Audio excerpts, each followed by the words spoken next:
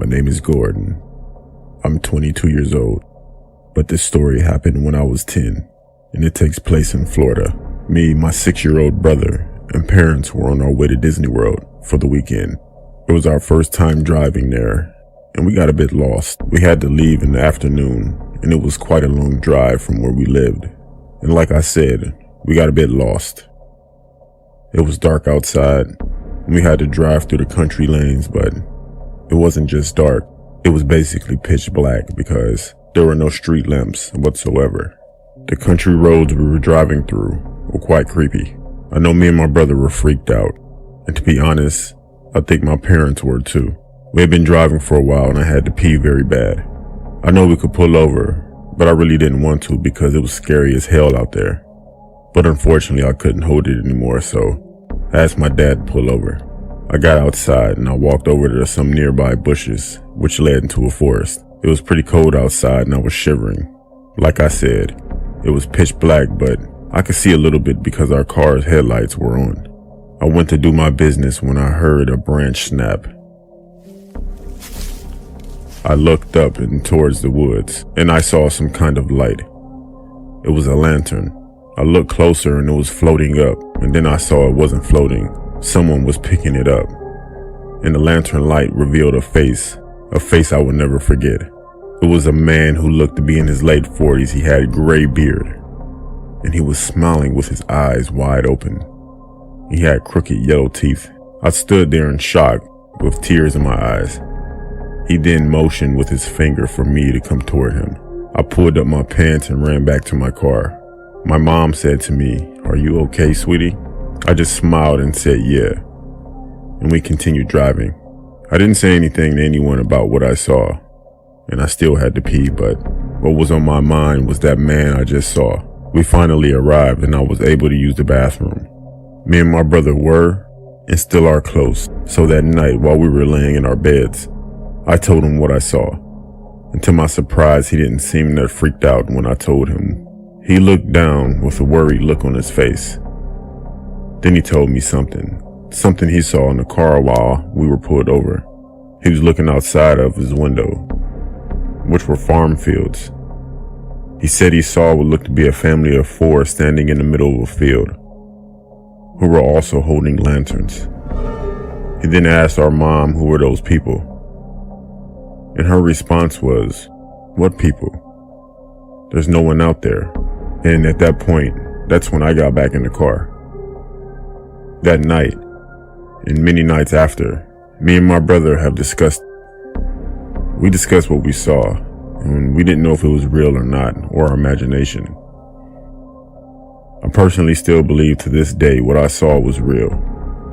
This story still haunts me and gives me chills every time I think of it. What do you think? When I was about 35 years old, I experienced something very unsettling and very strange while driving. It was the winter of 2006, and I worked for the very well-known FedEx company. My job was to deliver packages to the correct people and have them sign a paper, and on top of that, I of course had to do a lot of driving. Normally, I would work for at least 5 to 7 hours a day, but if I got lucky, I would work 4 to 5 hours. One day, I was finishing up my shift and I just delivered a package to an address. On my way back, the sky began to become dark and cloudy, and it instantly began to rain. Eventually, I came across a bridge that was about 5 miles long. I have gyrophobia, which basically means that I have fears of bridges and heights. As I'm driving across the bridge, I began to notice that no other cars or vehicles were on the bridge, which I found confusing. It was raining pretty hard, and the water below the bridge was splashing with extreme violence. Fast forward to about 5 minutes later, I'm about halfway across the bridge, when I swear to you, I saw what looked like a child standing on the edge of the bridge, as if she were planning to jump off. I stopped my truck immediately and was planning on getting out. However, she didn't jump. She stood on the edge of the bridge, putting both her arms out. At this point, I'm confused out of my mind. Why is there a little girl standing at the edge of a bridge in extreme weather? These thoughts rushed through my head. I couldn't just leave her like this, so I got out of the truck, practically running to get her. but she must have heard me coming to her, and she then turned around, faced me, and then jumped off. I cursed to myself and looked down at the water. There was no sign of her anywhere. At that point, I gave up and accepted the fact that she must have drowned from the crushing water.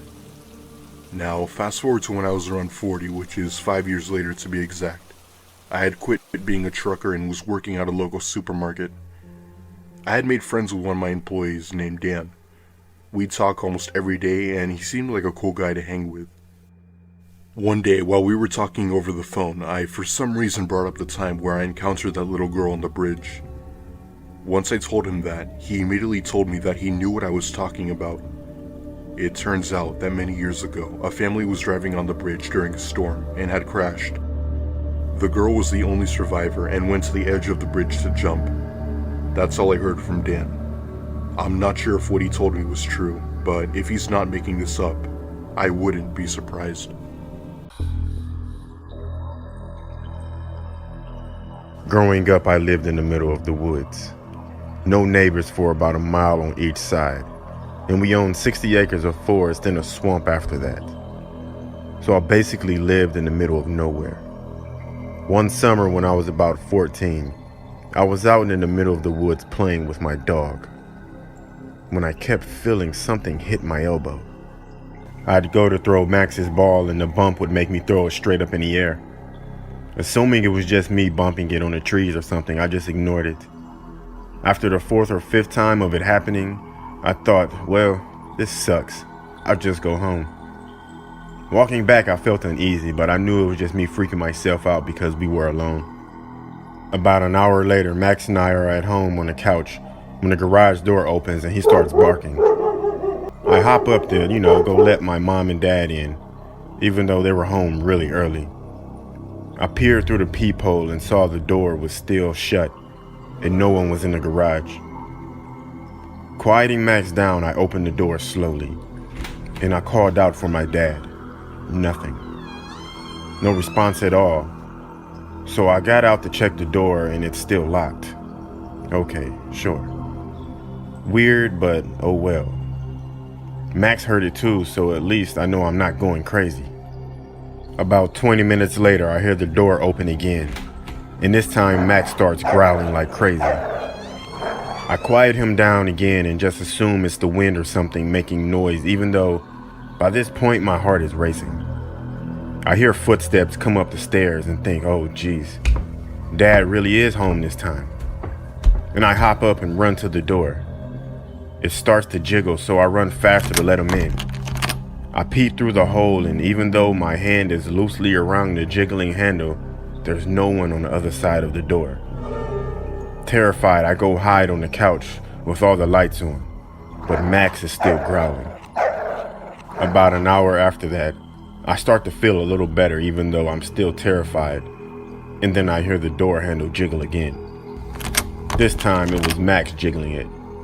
He needed to go outside, and the only way outside is through the garage. Fantastic. I literally sprint with him to the kennel.